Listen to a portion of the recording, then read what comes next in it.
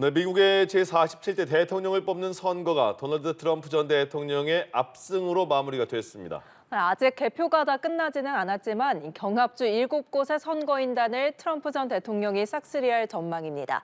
보도국 연결해 자세한 소식 들어보겠습니다. 정래원 기자. 네, 아직 개표가 진행 중인 곳이 남아있기는 하지만 사실상 경합주 7곳 모두 트럼프 전 대통령의 승리로 끝날 전망인데요.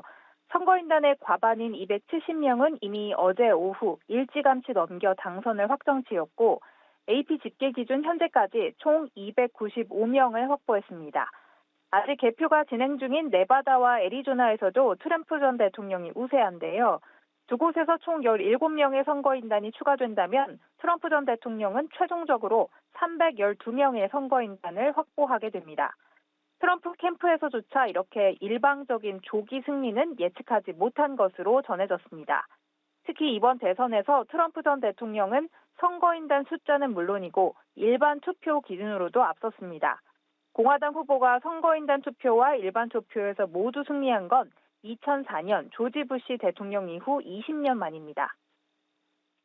해리스 부통령이 당선될 경우 미국 최초의 여성 대통령이 될 수도 있었는데 역사의 첫 장면은 다음으로 미뤄지게 됐죠. 그렇습니다. 미국 역사상 첫 여성 대통령 그리고 첫 퍼스트 젠틀맨의 탄생을 기대한 유권자들은 실망감을 표현하고 있습니다. 이번 선거에서는 말씀드린 것처럼 선거인단 수만이 아니라 민의를 드러내는 전체 유권자 투표에서도 트럼프 전 대통령이 앞섰는데요. 경합주 중 단 한 곳에서도 승리를 가져오지 못한 해리스 부통령의 패배 요인을 두고도 여러 분석이 나옵니다. 특히 초반 상승세를 고려하면 몇 가지 결정적 장면이 결승선에서의 완패로 이어졌다는 분석인데요. 바이든 대통령과의 차별점이나 가계 생활비를 낮출 구체적인 정책 등 유권자 관심이 집중되는 질문에서 모호한 답변만을 내놨다는 지적입니다.